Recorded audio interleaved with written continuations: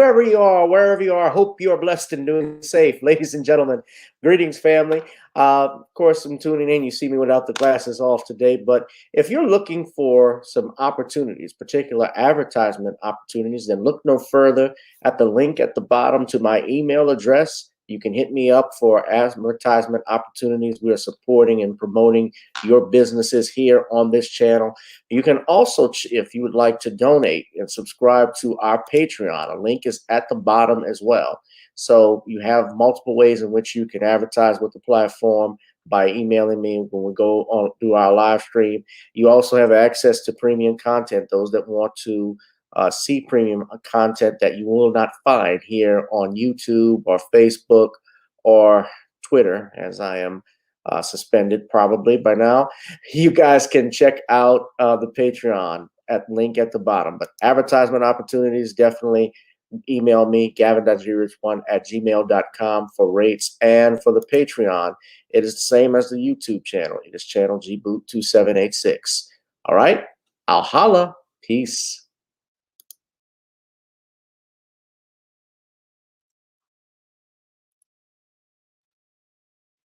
Whoever you are, wherever you are, I hope you are blessed and doing safe on this beautiful Sunday afternoon.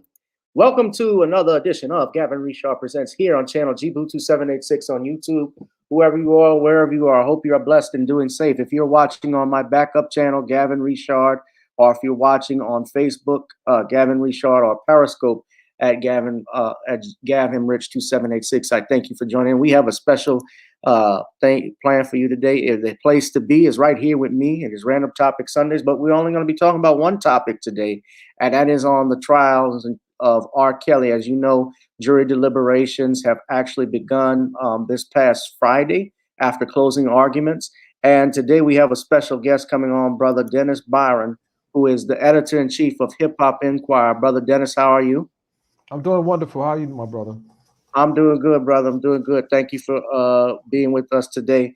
Now, we're going to bring Dennis back on in a second, but of course, we have to pay some dues. And before I do that, I want everybody to please go to Dennis's Cash App. We're going to donate to his website today, Hip Hop Enquirer. Do I have the Cash App right? Hip Hop Enquirer? HIPHOPENQ. That's correct. That looks right. Correct. That's correct. All right. I want everybody to go to his Cash App, contribute, because this brother has been hitting the ground. If you've been watching if you subscribe to his Twitter account, he has been bringing that fire with regards to this. Of course, we're going to pay some dues in a little bit, and we'll bring Brother Dennis back. But in the meantime, ladies and gentlemen, I want to, of course, talk with you about some things, including our website. Check out nonniescreoleblends.com. That is for my seasoning blends. Try it on chicken, meat, or fish. Nonnies goes great with every dish. We also have our a couple of videos songs that I've released. Of course, we have Video Soul, which is available now. That's my latest single instrumental that I did. That is available on iTunes, Spotify, Apple. I'd ask if you go download it, or if you actually could go and stream it. If you want to stream it on Spotify, that's fine, but I appreciate it if you purchase it. That's even better. And of course, before we get on down, we got to get on up. Now, we're going to get on up in a second, but first, this little commercial that we have here that I want to play for everybody, especially in the New Orleans area. I'm attorney Gavin Richard. I grew up here in New Orleans, so I know how important family, friends, and community are to us. And helping others has been a lifelong passion of mine. If you've been injured in an accident, you may be out of work and faced with large medical bills. You'll need someone to fight the insurance companies so that you can get on with your life. Give me a call at 504-799-2288, and I'll be with you all the way. The law offices of Gavin M. Richard, going the distance so that justice may be served.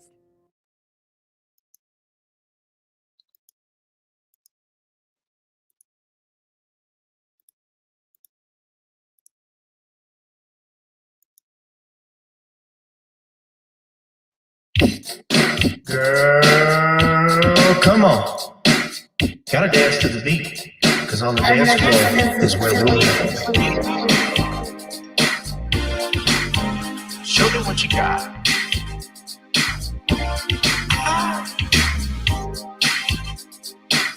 Gotta feel the groove. Feel the groove, get on the floor. Right now the party's wasted.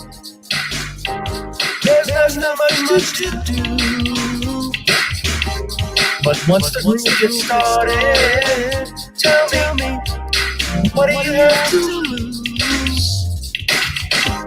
Just look into my eyes, girl, as we glide across the room. And what to my surprise now, the beat takes hold of you. Now if you're feeling like I'm feeling, so come on baby, let's start dealing. Time to get this party started. Ain't no time for the broken heart. The rhythm takes over, there's only one thing left to do. The beat is really time to get your body. Gotta get on and move your body. Cause the beat is really groove. Got to feel your body. Gotta get on and shake something. Feel the groove, get on the floor. Tell the DJ play your style. Rock steady in the groove. Water, wind, and fire. Tonight we're gonna groove. Show me how you do the four corners. Electric slide or two. Hit the bus stop, I'll do the bunny hop, baby. It's really up to you. Now if you're feeling like I'm feeling, so come on baby, let's start dealing. Time to get this party started. Ain't no time for the broken hearted. When the rhythm takes hold of you, there's only one thing left to do. Cause the beat is really grooving. Time to get your body moving. Gotta get on up and move your body. Cause the beat is really grooving. Time to feel your body. Gotta get on and shake something. Feel the groove, get on the floor. Now 2020 hasn't been the best year of all times. We've been dealing with death, the pandemic, racism, bad policing, and all the bad rhymes. But like Uncle Snoop once said, if you're breathing, you're achieving. So if you're ready, I need you all to get on up. Are you ready? 1 and 2 and 3 and 4. Get your butt on the dance floor. 5 and 6 and 7, 8. This jam we appreciate. We're gonna slide and step on the beat. On the dance floor is where we'll be. Get on the floor. Get on and move your body. Cause the beat is really grooving. Start to feel your body move. Gotta go up and shake something. Feel the groove, get on the floor. Get on the floor. Yeah, gotta get on. Come on, baby, gotta get on. Baby, feel the groove, get on the floor. Get on the floor. Feel the groove, get on the floor. Yes, got to get on up. Whoever you are, wherever you are, I hope you are blessed and doing safe. We are live, and I'm coming at you with 5. Welcome to another edition of Gavin Richard Presents here on channel G-Boo2786. That is my single, Gotta Get On Up. We always got to get on up. But now let's get down to business with our brother, Mr. Dennis Byron of Hip Hop Enquirer. Again, guys, his Cash App is Hip Hop Enquirer. I want you all to go there and support him, especially he's taking time out of his day to talk about his findings with the R. Kelly case. And brother, you have been involved. I just want to give everybody a few of his credentials here because I met you through Twitter and via Twitter. And you have been in journalism, if I'm reading this correctly, for over 32 years. Yes, sir. Yes. And you've been involved 32 years of photography, outstanding award in media, author of the book Behind the Lens, a contributing news producer for TMZ. So he's been around in media for a while, guys, and Brother Dennis is going to tell us about what he has experienced, obviously, in his coverage of the R. Kelly case. Dennis, thank you again for joining me. Thank you for having me, Gavin. All right. So I guess we can get into how all of this started. back in 2019, if I'm not mistaken, I think that was the year, Dreamhampton produces a film called Surviving R. Kelly, or she directed that film. And this film, it goes on, I believe it was the Lifetime Network that it was broadcast over several nights.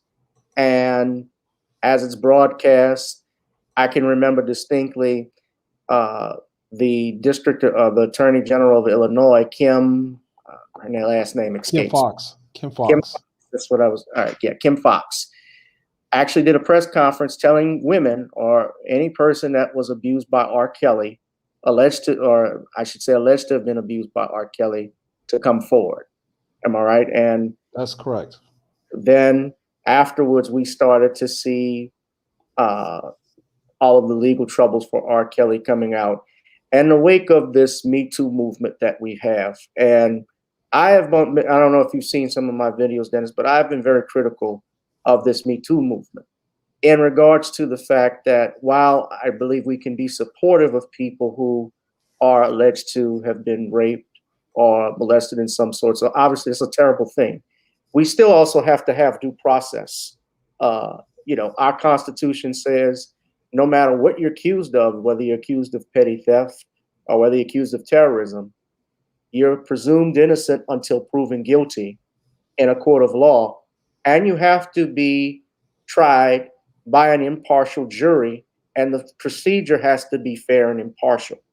So just tell us, since R. Kelly's facing, and I want everybody to know this, R. Kelly's is in federal court right now. The jury is deliberating in, I believe it's the Eastern District of New York.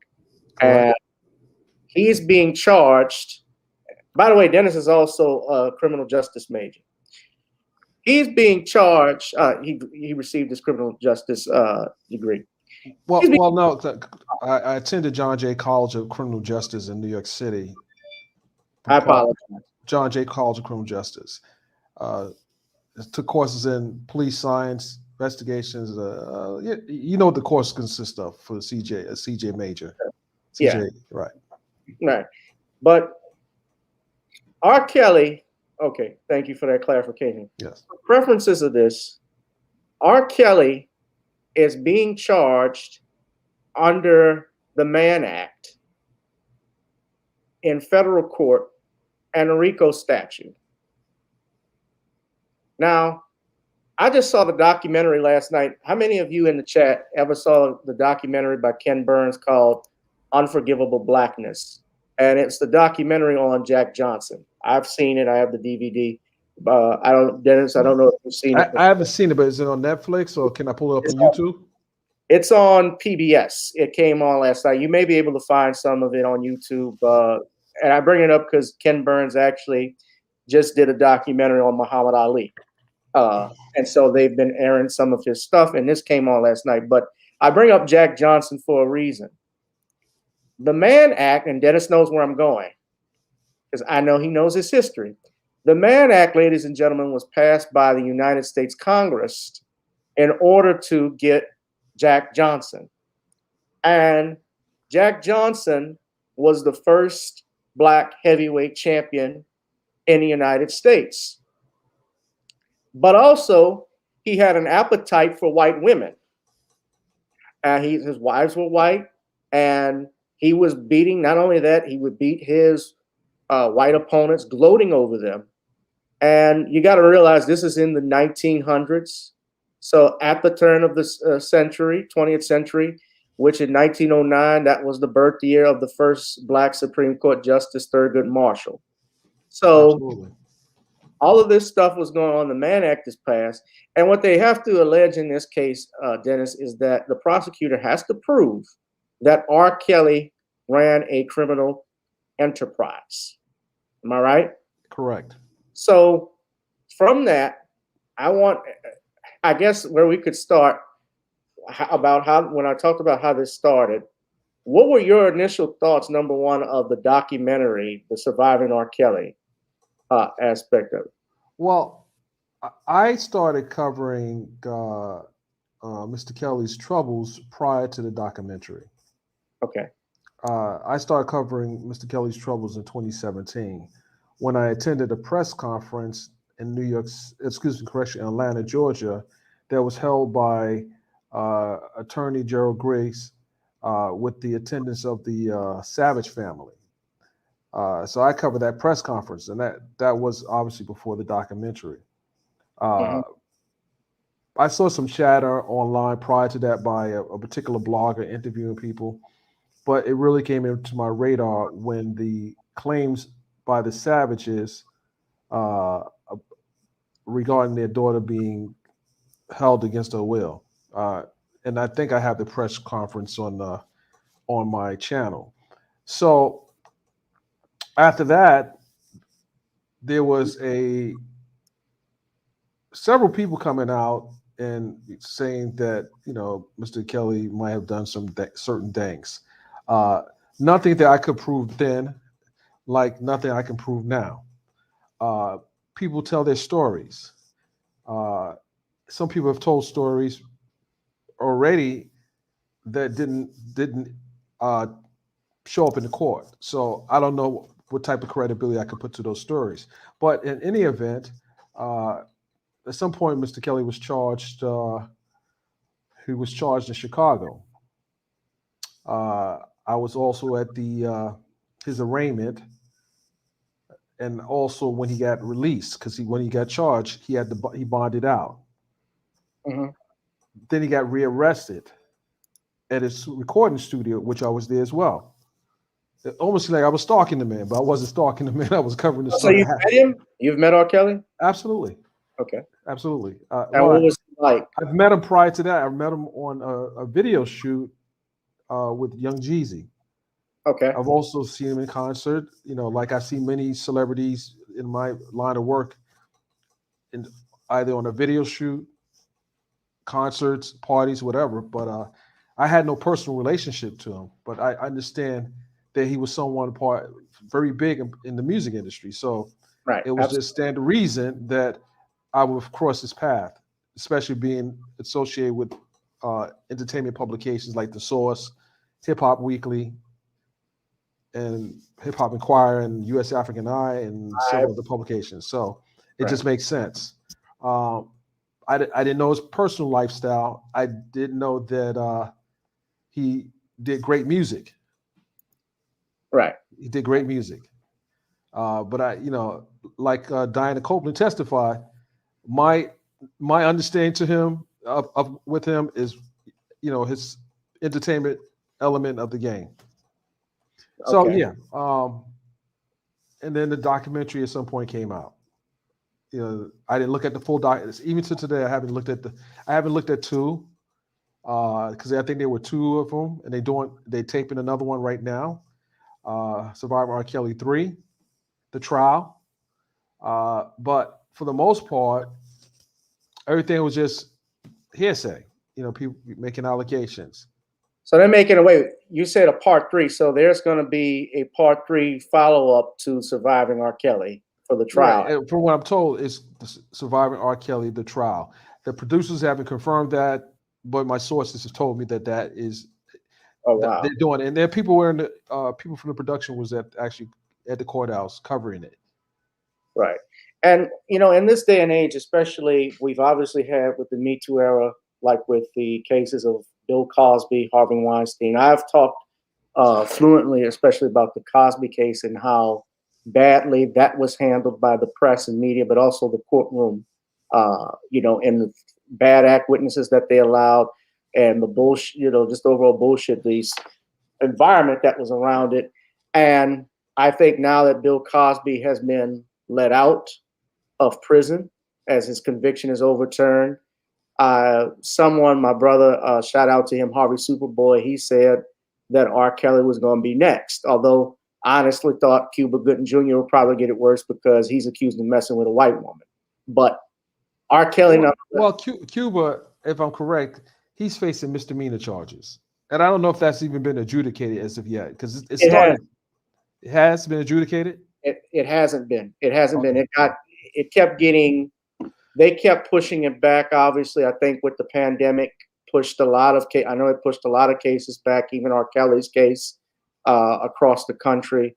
And just, I don't know what happened as a result of it. But the thing is, Cuba has multiple charges in different states, though. Well, people are suing him left and right. But point being, R. Kelly still, I think, is a bigger celebrity, obviously, than Cuba. And, nevertheless, you have him facing charges in Illinois and in New York. And he's also facing state charges. It's state charges in Illinois as well. His attorney, Steve. In Minneapolis, I believe. You're right, in Minnesota. Minneapolis. Right. And his attorney is Steve Greenberg in this case. And, of course, in this case, for what we're talking about with the deliberations, I don't know if Steve is still representing them in any of the cases. I think Steve is he still representing him in Chicago? My understanding is that he is still representing him in some of the cases. I've seen him on television, unless he's doing something he's not supposed to. But I've seen him. Right. He says he's still representing him. He was on Black News Channel and was actually talking about the case and the deliberations. So okay, all right. So I want to ask you though, because I've seen what you've covered. I'm on your Twitter handle right now, and one of the things that you mentioned here, you tweeted this, and I just want to put this up. That you're present in court, but you said here that Judge Donnelly is allowing the prosecution to change the language in the charging papers to say R. Kelly himself ran an illegal enterprise. This would essentially suggest to the jury that others should be absolved from any wrongdoing in deliberations. And I'm wondering, how the hell did that happen? What? Yeah, pretty much. In the charging of the jury, the judge can, as you know, as an attorney, she has to charge him based on the law. Now, right. If the prosecution during the opening argument stated that this man was a part of a enterprise and he violated the RICO statute, then they had to prove their case throughout the trial. They had to be able to present evidence to support the charges. To tell the jury at the conclusion or near the conclusion of the trial that while you heard a lot of evidence, a lot of witnesses came in, but you had to just consider R. Kelly's the only one being charged. Well, I think the jury might be smart enough to see through that. If someone put this towards the end of a trial, why is the judge reinforcing something that hasn't technically been proven? And she's charging the jury with that, and the language is being changed. As a defense attorney, and the judge did that to you in your case, how would you feel that you've already argued, for your client, and it's almost like she's stepping on the scale? She's doing extra to try and get a conviction. Absolutely. And let me make it clear, because we may have some people that get upset. They think you're defending R. Kelly and you are a rape apologist. Let me be abundantly clear about this. What I've always been, is about fairness. And I am not a rape, that doesn't make me a rape apologist. I'm a constitutionalist. We believe in the Constitution. We believe in laws. And it's very easy for people we know to get set up. That's not to say that they're necessarily a good person. I mean, celebrities, people say, well, he was an asshole to me. Well, if being an asshole were against the law, everybody would be thrown in jail, doing life in prison for being an asshole. Especially a lot of us New Yorkers. Yeah. You know how many people, that is, this is what I do. You know how many people you've worked with yet you didn't get along with? But you just, a lot of them, right. A lot of them. But at some point you can walk away, you can stop dealing with those people and you can go on with your life. So right. Yeah, he wasn't charged with being an asshole. Right. And he might have been an asshole. He might have been a narcissist. He might have been hot-headed. But right. I tell you, if you look at, can't go back and try him on the 2008 stuff. That has nothing to do with right. This. He was acquitted on those charges. And let me clarify, the reason why he was acquitted was that the alleged victim, or who the government was saying was the victim, denied that that was her, as well as her parents. They didn't testify. The girl's relatives said that was her, but because they did not come out, she did not testify. There's a Sixth Amendment right, excuse me, to confront your accuser. You have a right to confront any witnesses, hostile witnesses against you, and you have the right to obtain witnesses in your favor. If they cannot come forward, then these accusations are just that. They're accusations at this point, and he was acquitted on that. But it seems like they are trying to, just from the information you've put out and what I'm looking at, it seems like the government is throwing stuff out there just to make something stick and get him on that. For example, Jane, it was a lot of mention of Jane Doe, who was Aaliyah. And looking at the cases is to the jury right now. So the question I asked the prosecutors, and I'll share that video sometime today. I asked the prosecutors, why didn't they call Aaliyah's mother, and why didn't they call her uncle, Barry Hankerson? I would think that those two can provide some context to what was the mindset of Aaliyah, since one, the mother would have talked to her, and she could probably attest to either he abused her or he didn't abuse her. And the uncle wasn't called. The prosecutors have power, very strong subpoena powers. They got people in there who didn't want to testify. When you think that having the daughter there as the Jane Doe wouldn't have been more powerful for the government's case to bring the mother in to say that the daughter had problems with Mr. Kelly? Mm-hmm. Well, the main problem though with it too is that still Aaliyah's parent, when R. Kelly married, here's my thing too, when R. Kelly married Aaliyah, we all knew, I was 8 years old, so I didn't know any difference, but that was in 1994. I saw even in the Surviving R. Kelly documentary, Kurt Howder from MTV News even mentioning that they had gotten married. Nobody said anything about it then. Right. Aaliyah's parents didn't even object. I mean, if they objected, I can tell you, I'm not a father, but if I had a daughter and she had gotten married to an older man at 15 years old, I would be the one in jail as a parent. Absolutely. And so what I'm thinking, yeah, but what you're saying is absolutely right. Right. The parents never objected to it at that point. They didn't even want to come forward with this, if I'm not mistaken. Aaliyah's mother didn't even want to come forward. And Aaliyah, God rest her soul, has been dead for 20 years. So she can't come forward and come out against R. Kelly.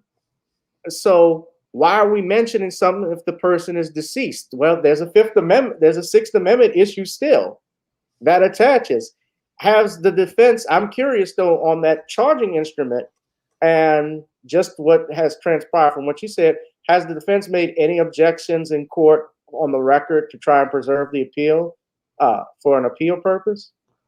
Well, I think in pre-trial, and you can correct me, but in pre-trial motions, they would address that. They would have addressed that, bringing her as a Jane Doe 1, like how was that even able to be put in the charging documents?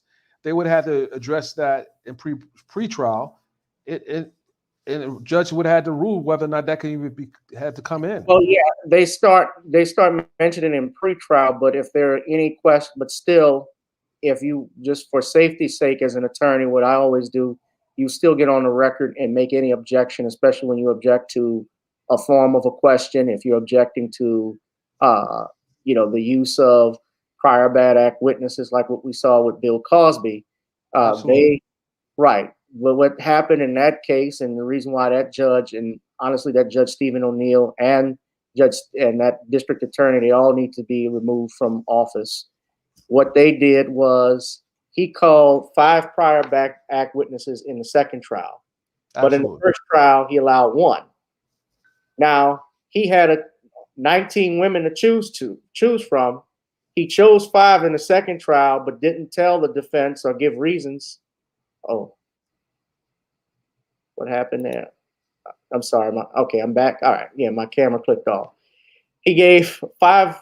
He didn't tell the defense why he picked those 5 women, and they were going back as far as the early 1980s. Now, there was no way, especially as a defense attorney, and this is the problem with people going back in the past. How can I defend that? What 30 witnesses? years. Yeah, 30 years. 30 years. Like Bill Cosby right now, do you know he's being sued for a 19-something that happened at the Playboy Mansion allegedly in 1974, almost 50 years ago? Hugh Hefner is dead. And he may be his witness. The witness is dead. The main witness is dead. So yeah. So in this case with R. Kelly, and I won't try and confuse anybody, but yeah, with R. Kelly, yeah, Aaliyah is no longer here to testify, and I know that they mentioned it in the Surviving R. Kelly documentary. But what's funny is how we have historical amnesia too, because Elvis Presley was married to, and they mentioned this, he was married to Priscilla when she was a minor. He actually dated her. Jerry Lee Lewis married his cousin when she was a minor. Not saying I applaud those things or comparing them, but I just don't like the selective outrage that we have with one person where we're calling them the king, and then the other one we want to throw them in jail and not honor them. I mean, should Jerry Lee Lewis be removed from the Rock and Roll Hall of Fame? The Mann Act was available then to charge him, but they weren't charged with the Mann Act. It was available. Yeah. Correct? The Mann Act was available. Well, the Mann Act was available for all of that, but they didn't charge them with that. I don't think Elvis ever got charged, but I think what happened, though, was that Elvis got permission to court Priscilla while she was a minor, even before they were married. But everybody know, and Priscilla has started to slowly come out saying stuff Elvis did. But, these girls, and I'm prefacing my comments because I don't want anybody to think I'm justifying what they did. It's not what this is. And this is another dangerous thing, Dennis. We can't even have a dialogue sometimes without people being triggered because they think you're supporting rape culture, which is it's not a rape culture. Well, R. Kelly's not being charged with rape, nor is he being charged with dating underage women in this RICO case. He's not being charged with neither one of them. That's not part. He's not being charged with raping anyone, and he's not being charged with dating someone underage. And that's right. I guess people don't understand that. That might be. Right. They say the same thing with Cosby. Cosby wasn't ever charged or convicted of rape. He was charged with sexual assault, which was indecent assault, which was groping someone. But yeah, people who don't know the law, they go off conflating the two things. You're absolutely right. So what he's charged with is the Mann Act, which is basically transportation of women for illicit purposes. And RICO, if we know why RICO was created, ladies and gentlemen, that was created to go after the mafia. That's why the government created that. So I ask people, in all honesty, do you honestly think R. Kelly is running a mafia? Is he running a criminal enterprise? And that's what the jury is deliberating on based off these facts and evidence. Now, Dennis, I do want to ask you, because you mentioned the Savage girl. She was one of R. Kelly's living girlfriends, if I'm not mistaken, right? That's correct. That's correct. And she if I'm not mistaken, I know that they don't disclose who testifies per se because it's a sexual. Never testified. She didn't testify. But didn't one of the girlfriends testify? I thought. Well, several of his girlfriends testified. Azriel Clary, Kate. I wouldn't even classify Sonia as a girlfriend. She gave testimony. You had Geronda Pace. You had Geronda Pace. Now that's the one who said she kept R. Kelly's shirt, if I'm not mistaken, with the semen on it. Well, that's the one who said that she was raped. She believed she was sexually assaulted. She never said she was raped. She said she believed R. Kelly sexually assaulted her at the studio after eating Chinese food and drinking soda. She woke up, her undergarments was off on the sofa, and she had a wet spot. The between the legs, and she saw R. Kelly across the room fixing his pants, and she gets up and walks over to him and says hi to him and gives him a hug. So she walked over to him, gave him a hug, and left? Well, no, she testified that she gave him a hug. He said After some she words. was, Right. She gave him a after hug. He she didn't was give her a hug. Right. She said that he grabbed the buttocks. after she was assaulted. Absolutely. Yeah, that's what I'm saying. After she was assaulted, she goes up and walks over to him and gives him a hug.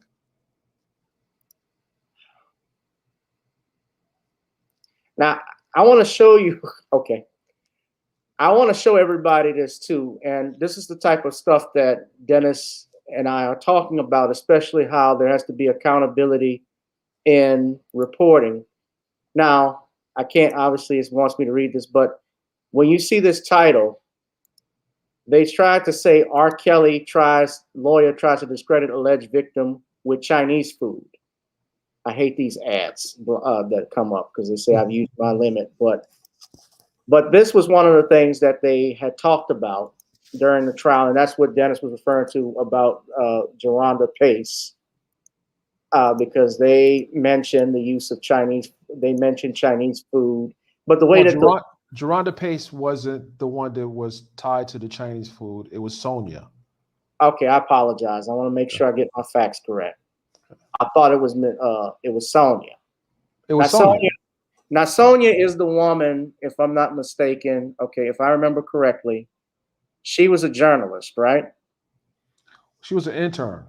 She was an intern, and she worked for a radio station, and she testified. She's trying to get an interview with R. Kelly. Okay, correct. That's why I was saying journalist. Excuse me. So, and I remember talking about this, but she actually stated, and I covered this with Sean James a few weeks ago. She actually was able to remember in detail about a taxi she took in a bad neighborhood, Exactly. and that it stopped for gas. Correct. Now, I thought that was hell of a specific thing she could remember. After all those years. After all of those years. And when did she allege this happened? It happened over 15 years ago. Close to 20, I believe. Wow. Now, I want everybody to look at this. This is the New York Daily News. Now, look how they have this titled, Trapped in the Courtroom. The R. Kelly trial has laid bare decades of predatory behavior by a very powerful man. Now, I'm going to read a paragraph on it. Now, notice how they phrase it. Now, as R. Kelly, Robert Sylvester Kelly has sold more than 30 albums, and even as indicators like album sales have given way to Spotify stream counts, he has continued to shape American culture. Kelly's trial in federal court in Brooklyn since mid-August is yet another touchstone, convincingly exposing a man whose reputation was built on sexual swagger as a serial predator of underage girls. Even more than the Me Too comeuppance of aging men like Bill Cosby or Harvey Weinstein or Jeffrey Epstein, the legal downfall of a superstar still near his prime, brought down by black girls, now women, he took advantage of, has the opportunity to resonate broadly across America. Now, notice when you guys, even just reading this article, Dennis, you see this, they don't say alleged. They do not use the term. They don't say alleged, and they also stated that he used his musical talents to lure women, basically, and that is not what the that's not what a good that's not how a good article should be structured. First of all, when the article was written, obviously he wasn't convicted of any crimes, and if article comes out tonight, he still wouldn't be convicted of any crimes. Correct. So when you write these type of stories with these sensationalized headlines, and a jury is not sequestered, it kind of shapes the narrative that this man is guilty without being convicted. Yeah. You're going to see a bunch of headlines like that.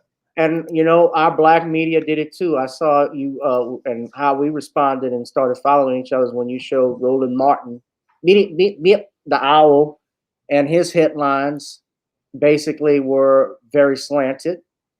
I don't know of anybody else in black media and press who have presented a fair, outside of yourself, necessarily presented a fair accounting of the trial. And that's the thing. I'm looking for fairness. I'm looking for balance. I'm not necessarily. There's some black journalists that have provided some balanced reporting, but when you have some of the biggest brands in media aiding the prosecution inadvertently in poisoning the jury pool or intentionally, that poses a problem.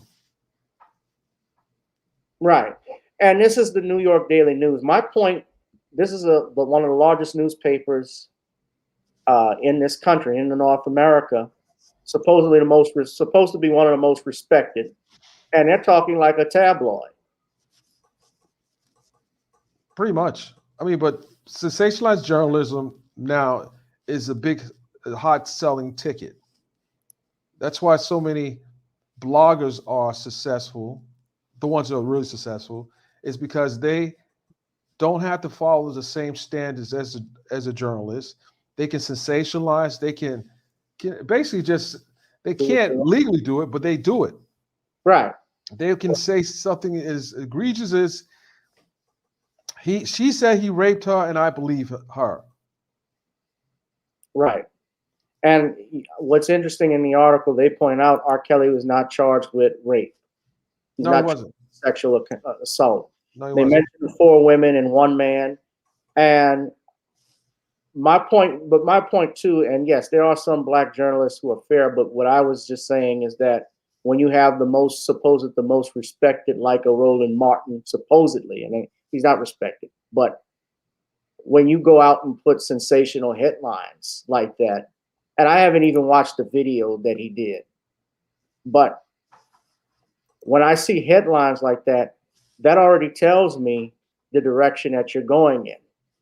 And that's one of the reasons why I don't watch the media. That's why even in part the respected news networks, even like CNN, MSNBC, some of their ratings have fell down because if you look at the American people, if you go on YouTube and look at the likes to dislikes that they have with some videos, it shows a reflection of how bad people in this country don't trust the press.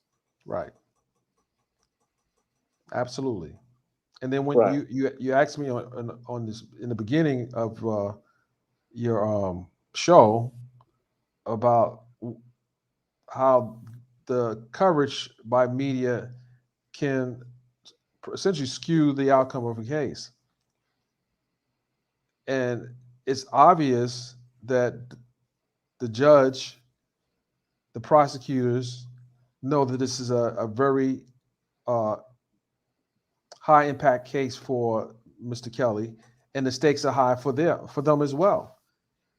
And when you are complicit in sending information to certain media outlets because you know they are covering the story intensely that is not favorable for the defense, but you don't send the same information to the, I guess, balanced journalists, that poses a problem as well. That poses a legal problem for Mr. Kelly, because he's might not be able to get a fair trial if the jury is poisoned. They may be told by the judge not to watch media, but I mean the best safeguard would be to sequester the jury from the very beginning. Sure. Right. Sequester the jury, tell them, you can't have, and that's what judges typically are supposed to do in high profile cases, have no contact with the outside about the case, avoid watching television, being swayed by blogs, news articles, Twitter. social media, avoid all of those, have no contact with anybody. That's how that works. But it goes back, and unfortunately, that's the same thing, MO, that happened with Dr. Cosby. But it also goes back even to the 1920s when you had white boys too, like everyone could look up Fatty Arbuckle, who was one of the first victims of sensationalized journalism, yellow journalism. He was a comedian accused of sexual assault, but also manslaughter. And while he was acquitted, he was tried 3 times. And unfortunately, his career took a downside as well as his marriage. Absolutely. And what's interesting is that the jury deliberated about 10 minutes to find him not guilty. It took them 10 minutes only because they used that time to write an apology to him. But the damage was done. Same thing with Sam Shepard, the doctor in Ohio that the fugitives made of. And even going to O.J. Simpson, I mean, they still talk about that. That's the one that got away.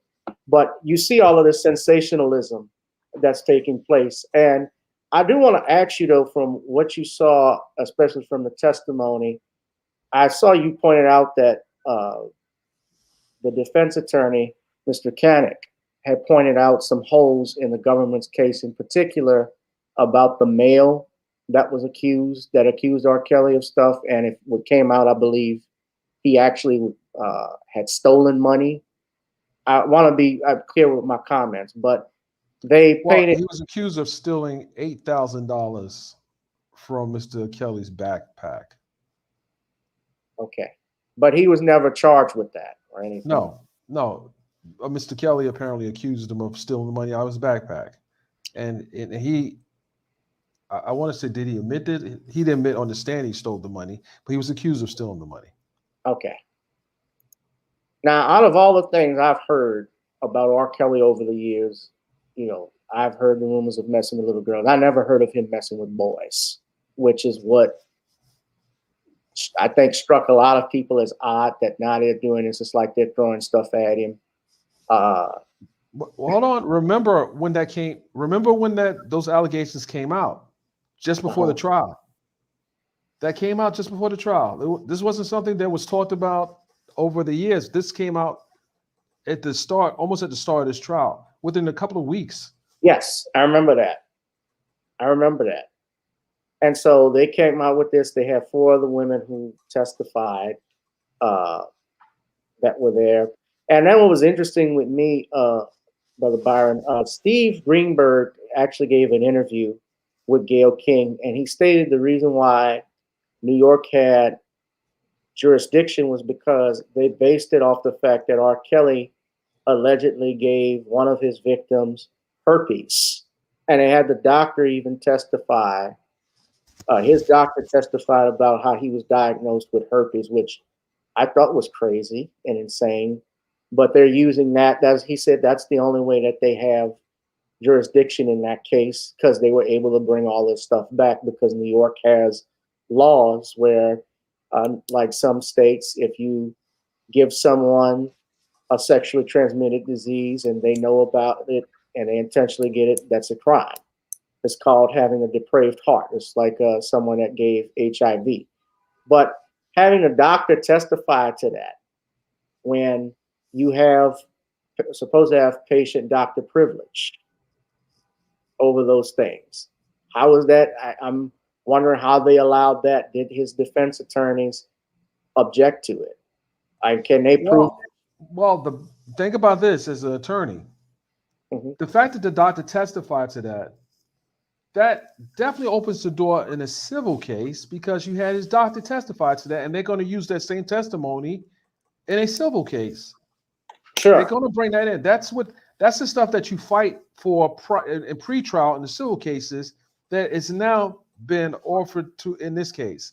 So there's no question that there will be civil cases filed one way or the other against R. Kelly. Yeah, absolutely. Right. Well, yeah, all they have to do is just take a copy of the transcripts and use them as evidence when they file a civil suit. And the thing is, with a civil suit, you don't have the right to self-incriminate against self-incrimination. You Right. You got to are testify. required to testify. Right. Absolutely. You don't have that protection. But how did the defense attorney do, Mr. Kanik? Because I heard people were complaining, and BuzzFeed even talked about him in his closing arguments, comparing him with Dr. King and a few other historical figures. And again, this is why you have to be in the courtroom. Sure. He is, and I'll pull his quote up, and he wasn't comparing himself to Dr. King. It was an example. Let me pull the notes up real quick here. Let me just pull it out. Give me 1 second here. All right, take your time. Again, we're here with Brother Dennis Byron, guys. Please go to Hip Hop Enquirer, Google Hip Hop Enquirer. That's his website. And also donate to his Cash App that you see at the bottom, Hip Hop Enquirer. I just contributed to his Cash App as well. I'm asking you all to do the same so we can get honest reporting in our media. So shout out to Brother Dennis Byron. Yeah. Give me 1 second, Counselor. I'm going to pull my notes up on my tablet. Tina Leon says Kanik did awesome. Kanik did a good job. His client should be happy that he fought hard. Hold on 1 second here. But yeah, just the report that he compared himself to Dr. King, that's going to grab headlines. Right. But was that actually what was said? And that's the question. And I'm just going to my notes here. Oh, here we go. Let's go ahead and bring this up here. So Kanik said in his opening statement, somewhere I read of the freedom of speech. He said, somewhere I read of the freedom of assembly. Somewhere I read of the freedom of press. Kanik said Dr. King wants the Constitution to be upheld so the government can be true to what's on paper. Right. Now hold on a second, Dennis. Let's compare it to what's here on BuzzFeed. I want everybody to look at this. From what you just said, now this is what BuzzFeed says. R. Kelly's defense, can y'all see this? Compared him to Martin Luther King Jr., Hugh Hefner, and Mike Pence in a rambling closing argument. Now, I don't know how long Mr. Kanik, Counselor Kanik's closing argument was. It was no rambling there. He was very methodical in addressing each witness in a chronological order. He didn't spend much time on it, but he spent enough time to raise a shadow of a doubt. Just by pointing out the faults, the fallacies, the mistakes, it was very, very good. Johnny Cochran would have been proud of him. Trials and Tribulations said, missed opportunities, in my opinion. Otherwise, he did good. When a man's life is on the line, you need more than good. Well, I wasn't there, obviously, with that. And, remember this, though, too. It's the job of the government to prove their case, not the defense. Absolutely. Their job is to poke holes. And I wasn't in the courtroom. I mean, yes, as an attorney, even there may have been, when I looked at the Bill Cosby case, there may have been things different that an attorney could have done. But again, that process, when you have a prosecutor and judge who want to put a man in jail and they bend all the rules like they did in Bill Cosby's case, you could have had Johnny Cochran, Thurgood Marshall, and Charles Houston form a new dream team and teamed up to save Bill Cosby. They still would have found him guilty, And those who don't know, you should look up who Charles Houston was. He was the man that trained Thurgood Marshall. He was the man given the nickname, the man who killed Jim Crow. That was his nickname, because he actually tried cases in the South and fought against segregation. But this was written by Julia Reinstein, and she says this. And you can click on her, this BuzzFeed News reporter. If you click on her icon, she's been covering the trial. I know Julia is. Oh, you know her? Yeah. But I want the audience to know. But look at the headlines. I just clicked on this, but look at the headlines and how she words this. A former cop who worked for R. Kelly claimed he never saw the singing with young girls, then acknowledged he actually did. R. Kelly's defense relied on a member of his entourage who kept contradicting themselves on the witness stand. A backup singer said she walked in on R. Kelly having sex with Aaliyah when she was a teenager. Now, let's pause on that one right quick, Brother Dennis, and I know you got to run in a few. But I have to say this, and I believe this is I believe I saw this even in the documentary that this person mentioned this. If you saw, just like with Michael Jackson, someone supposedly saw Michael being inappropriate with a minor. If you saw a grown man on top of a young girl having sex, I have to ask, where the hell were you when you could have stopped all of this? Where was this outrage? Again, yes, I get people may see something scared. People get scared and do weird things when stuff happens, but why now? When you can't really bring justice to Aaliyah if this happened. Let's say it did, but why now? Why you didn't say anything during it? Immediately. As an adult. Well, I would just say that think about people's motivations and where they are in their life right now. And Kannick said it best. There were a lot who participate in surviving R. Kelly. Mm-hmm. There are a lot now who are surviving off of R. Kelly's name. Right. So that's true too. Even his ex-wife spoke badly about him, and there was a video of her dancing to his songs afterwards, praising him for his work and all of this stuff. It's like you're talking bad about him in a documentary, how bad of a husband he was, but then you are on Facebook celebrating him. You still carry his last name. It's like Tina Turner still is named herself after Ike. She still has Ike's name. I mean, right. So it's a pile on. But R. Kelly's a brand. Sure. Yeah, no doubt. His brand is harmed pretty bad right now, but he was a brand for many years. Yeah.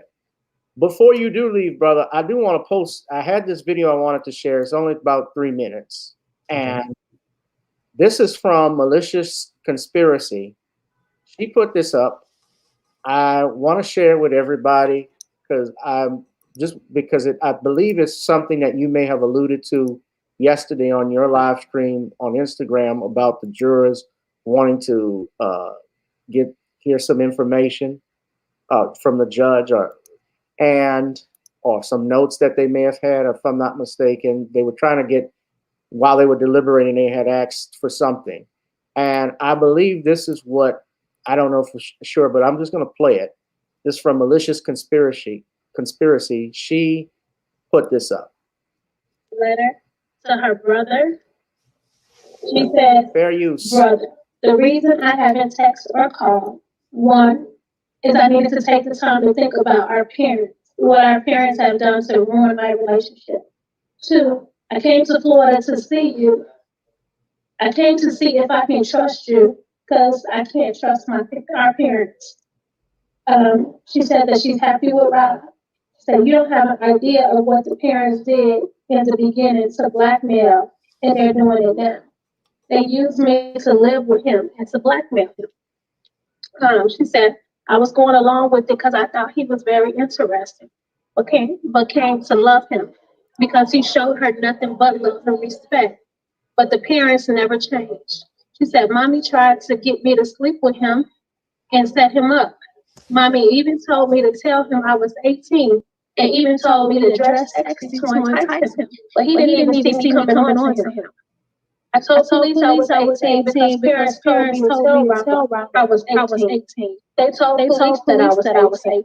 I knew that they were setting him up because they sent me to the hotel. Brother, I'm telling you the truth. I can't make this shit up. She said Rob was not interested in me. The more he didn't, the more mommy told me to push up on him and do it more. She said I felt bad, so I decided to come clean and tell Rob the truth. He didn't get mad. He never showed any interest in me.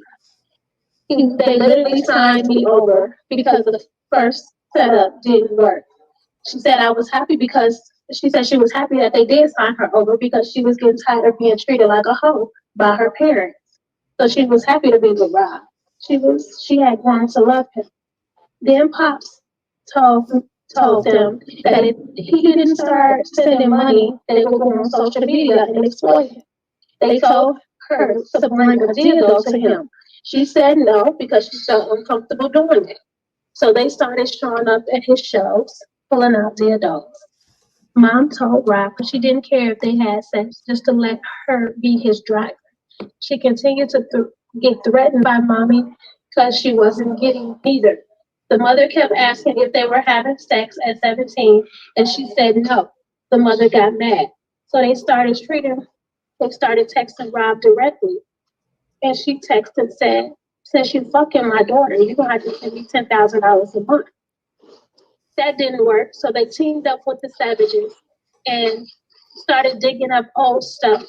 They found exes. They coached them on what to say, and so that they can get book deals, reality shows, and etc.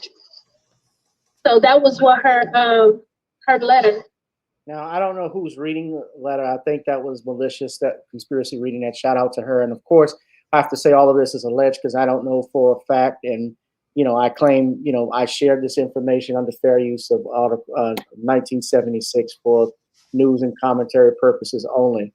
But someone had asked the question, and maybe if you can clarify it, Dennis, is this the letter Jane Doe wrote to her brother? Yes, that's the letter that the jury requested on Friday by the judge in a note at 4:07 p.m. that they wanted to see the letter that this particular witness testified, and that would be Jane Doe or Azriel. And they want to study the letter, and they also want to, and they asked for a few other pieces of evidence. And we don't know if the judge has granted everything that they requested, but that was the note. So she may rule on that tomorrow, or she may have already provided some of that. Okay, so the judge, as of right now, we don't know if the judge had had granted that to the jury or not. We just know there was a note. Okay, there was a note for it. All right. Right. And let's see. And in that case, the judge, trying to figure out what is the judge's name? Judge Ann Donnelly. Judge Ann Donnelly, yes. And the prosecutor for that is a female assistant United States attorney. Geddes, Nadia, and Cruz. They're three different attorneys. Right. And R. Kelly even has a female attorney. That's Nicole Blank Becker. Nicole Blackman. Right. And I'm sorry? Nicole Blank Becker. Right. And there actually was an article on Miss Becker, you're correct, about her being R. Kelly's attorney. They were preferencing how a female could represent him or anything like that, just like they did with Harvey Weinstein. Harvey Weinstein had a female attorney that was representing him in his case. But, again, it's about our criminal justice system, our Constitution. People that believe a person is innocent until proven guilty, they can hire whatever attorney they want, whether it's black, white, male, female. That's their right to do so. And Boss of Queenie, all the prosecutors are female.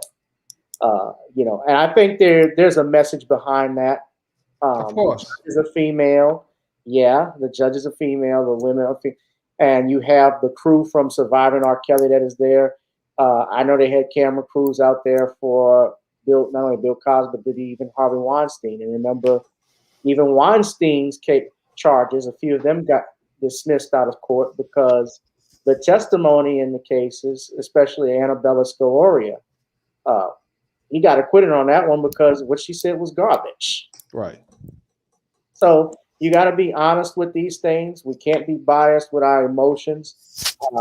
Again, we're not here to be quote unquote apologists for rapists, but we're about fairness and we're about honest reporting. And this brother here, Dennis Byron, he's put the work in. Someone had asked, "Are you going to be in court tomorrow?" I imagine you're going. That's a resounding yes, right, Dennis? Absolutely. I'm in it. I'm in it. I'm out of Atlanta, but I'm in the city. Yeah. Been here since almost the beginning. Um, so yeah, it's an expensive case to cover, especially staying in Manhattan. So hit the Cash App, please. Hit the Cash App. The Cash App. I have hit the Cash App for you. I've hit you up just a second ago, brother. And actually, I'm going to put your Cash App again up. Everybody go to Hip Hop Enquirer, the Cash App to Mr. Dennis Byron, Hip Hop Enquirer. Dennis, we're obviously going to keep monitoring this and find out what happens with the verdict. My guess is, especially if we're talking about honest reporting, it could be either an acquittal or hung jury. Just my thinking of it. But I'm wondering whether this jury is ever influenced by outside influences. That's going to be a question you never know what happens until that incident. But well, let me ask you a question. Sure. Counselor. Put on my counselor hat. With the level of reporting and the cherry picking of sending transcripts to certain members of the press, would you move as an attorney for a mistrial for your client, just based on the level of coverage, the non-sequestration of the jury? Would you request a mistrial at minimum? At minimum, I put my counselor hat on. I'm not being in the courtroom. I don't know exactly, other than what's being reported, what happened. But if it's bad, like how you have described it, certainly I would definitely consider doing that. I certainly would preserve the record for an appeal if my mistrial is denied, which judges, they don't just grant mistrials. Obviously, this one won't. This one, even if I move for one, the attorney may be thinking, whoever, I may be thinking, well, if I go ahead and move for a mistrial, will they screw me over as we have more witnesses to come? Because that thing goes in your mind. Recusing judges, you can file those motions if you find out they're prejudiced. Absolutely. And, the judge in the Bill Cosby case was asked to be recused by Tom Mesereau, and he refused because his wife was allegedly receiving donations from the groups that were out there protesting and getting his awards removed. And the judge refused to move himself. But that's obviously a problem. It is a problem because it's not about impropriety. It's about the appearance of impropriety. Absolutely. The appearance of it was bad. Absolutely. So yes, I would, if it was that bad, the things that were going out, if there are people contacting the jurors, if there are people not sequestering the jury, I could move that. I certainly, obviously, I think the judge would deny it anyway. But, on appeal, which is why we have a court of appeals in the Supreme Court, look at the case of Shepard versus Maxwell. If everybody wants to look at how the media played a role in a criminal trial, in that murder trial, the Supreme Court, although the federal district court reversed it, reversed his conviction, the Supreme Court reversed the conviction as well because they saw that the reporting that took place inside Sam Shepard's case, but also the judge, how he acted, the judge actually telling a journalist, there's no doubt about it, he's guilty, which was problematic. Right. The people exactly in front of the jurors, these people that was so crowded, they're taking pictures, they're doing all of this stuff. It was a problem. So certainly, yes, it's something I would consider. And I think that we all need to pay a little bit more attention to ourselves, especially our prejudices, because when we let that get in the way of facts and truths, it's not about whether I like R. Kelly or not. I don't know the man personally, and no, don't like what he's accused of. Certainly, I'd be honest. No, I would not have any of my family, my daughters around him just by what I've heard. But it's not about that. It's about the law. It's about facts and evidence. It's about what the government can do. And when we have governments that overreach with doing things, if they supposedly overreach in cases like this, like you saw with Dr. Cosby, then of course we have a problem because our government no longer is free. And we're in a dictatorship when our judges and our district attorneys can do things unethically and unchecked. So, having said all of that, Brother Dennis Byron, I appreciate you and thank you for being here. And it won't be the last time you come on. Thank you for having me, my brother. Appreciate you. Is there any final words you want to say? No, just stay tuned in. You know, we're on Verdict Watch. When I get the verdict, you'll get the verdict. And I move pretty quickly. I can tell. I know. I get the tweets. You out there pounding it, man. So Hey, you guys will have it. You have it literally in minutes. In a minute, as soon as I can grab my phone. And we will go live the minute that happens. And shout out to Brother Dennis Byron. You guys, please hit that Cash App and support this man. Support this brother, working very hard on this. And you can find Dennis available on Twitter if you want to follow him at Mr. Dennis Bryan. That is his Twitter username, at Mr. Dennis Byron. M, D, and B are capitalized. So thank you, Brother Dennis, and thank you, chat. I appreciate you, brother, and be safe out there. Thank you, brother. I appreciate you having me. All right. Good night, everybody. Good night, everyone. And ladies and gentlemen, this has been another edition of Gavin Reshaw Presents here on channel GBoo2786. Wherever you are, I hope you are blessed and doing safe. I'd ask you all to support me as well. A shout out to, we've had over 62 people. I didn't thank all of y'all during it, but 62 people. Hopefully, it looks like I got some new subscribers. What's up to Tina Leon? What's up, Michael Holman? Of course, I saw Rashana Morrison. It's a pleasure to see you. Black Mama, I haven't seen you in a while. Black Mama. The Black Mama. She's the Black Mama. Kobe is the Black Mama, or Uma Thurman. Nisi Mo fighting for injustice. I see you with the Kel's avatar there. Shout out to you. Thank you all for tuning in. I want you all, though, to support me. You see the Cash App. If you're supporting Mr. Byron, if you want to donate to my Cash App or Google Pay, that would be great.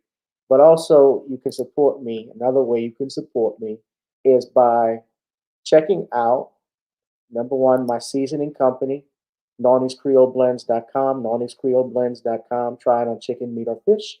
Nawny's goes great with every dish. That's our hashtag, our catchphrase. I just want to say, if we have been dealing with the hurricane with Ida, it had knocked some stuff out, but we're up and trying to get back up and running things, man. I mean, it's just been crazy. I had to take a little vacation from all of this past week. I went up to Cincinnati to see the family, and y'all saw my live stream on Tuesday and Thursday, on Thursday, that I did with Sean and Harvey. Shout out to them. I appreciated Block Bender TV. Please subscribe.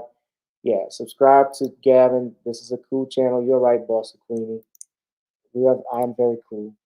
Also, something I wanted to mention, you can also download and buy my album, my latest single, Video Souls, the instrumental that I have. That's another way to support me. You know, please just, I'm trying to get myself out there, throw my music so everybody could hear it. And more to come with that as well. Don't stop creating. And also, of course, you can buy and stream Gotta Get On Up. Now, we already have gotten down, ladies and gentlemen. So now it's time to get on up. And I see you, Rashana. Thank you. I appreciate that. But make sure y'all support Brother Byron if you can as well. Just give him something. since he's out there from Atlanta, out in Manhattan. Y'all can download, support him via Cash App. And go to his website, hiphopinquirer.com as well. All right, guys, but that's it. I'm going to get me something to eat and relax with the fam. This has been another edition of Gavin Richard Presents, and I'm going to check out Tariq's live stream, I guess, tonight as well. I got to listen to his one he did on Friday. I was going to sleep listening to it. I fell off. But you got to get on up. I will see you all in the next one. I'll holla. Peace.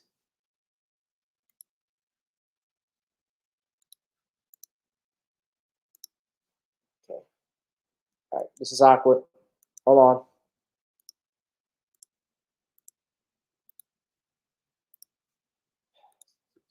No. No. Okay. Get it right. Hold on. All right, ladies and gentlemen, it's time to get on up. I'm out officially.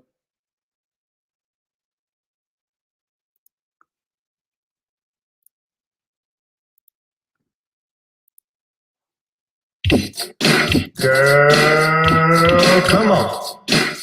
Gotta dance to the beat. Cause on the dance floor is where we'll be. Show me what you got.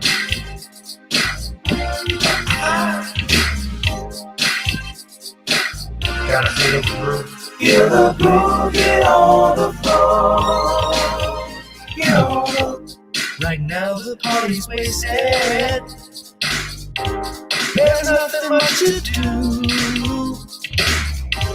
But once the groove gets started, tell me, what do you have to lose?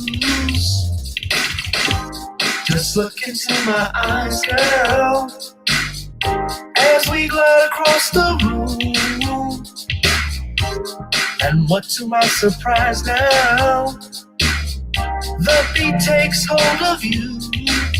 Now if you're feeling like I'm feeling, so come on baby, let's start dealing. Time to get this party started. Ain't no time for the broken hearted. When the rhythm takes hold of you, there's only one thing left to do. Cause the beat is really moving. Time to get your body moving. Gotta get all up and move your body. Cause when the beat is really grooving, start to feel your body moving. Gotta get all up and shake something. Feel the groove, get on the floor. Get on. Tell the DJ take the way you start. Rock steady in the mood. Put on your fire. Turn that wind on the roof. Show me how you do the vocals. Electric slide on two. Hit the bus down, I'll do the body hop, baby. It's really up to you. Now if you're feeling like I'm feeling, so come on baby, let's start dealing. Time to get this party started. Ain't no time for the broken hearted. When the rhythm takes hold of you, there's only one thing left to do. Cause the beat is really grooving. Time to get your body moving. Gotta get all up and move your body. Cause when the beat is really grooving, start to feel your body moving. Gotta get on up and shake something. Feel the groove, get on the floor. Get on up. Now 2020 hasn't been the best year of all times. We've been dealing with death, the pandemic, racism, bad policing, and all the bad rhymes. But like Uncle Snoop once said, if you breathe and you achieve, and so if you're ready, I need you all to get on up. Are you ready? Are you ready?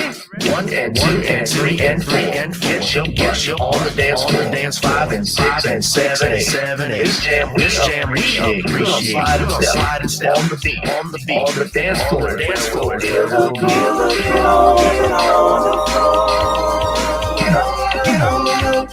And move your body. When the beat is really start to feel your body. You gotta get on up. Shake something, feel the groove, get on the floor. Get on. Gotta get on. You gotta get on, get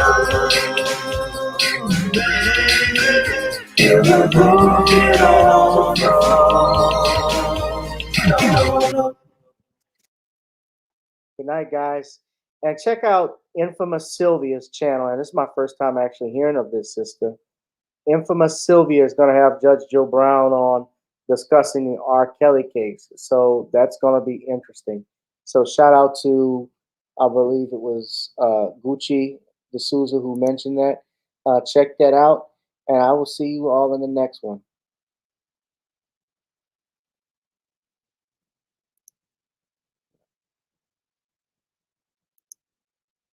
I don't call with the computer on, Black Mama. At least I call in.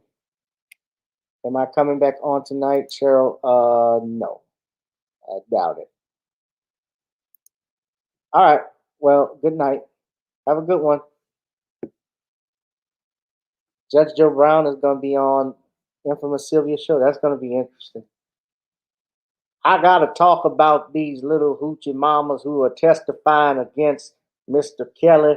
I think it's a disgrace and dishonor, but not as much as that sissified punk Moist Lamont Shield that was trying to give me the business and set me up in an ambush. I said, you little sissified punk, I got you dead in my crosshairs. I'm the Black Yosemite Sam, wretched varmint.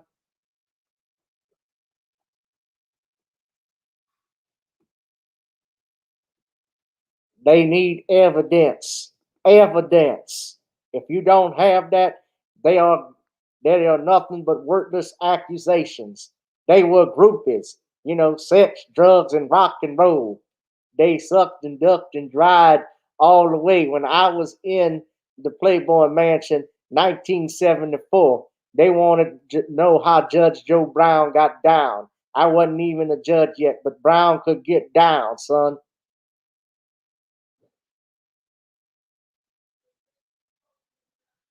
So check out Infamous Sylvia tonight.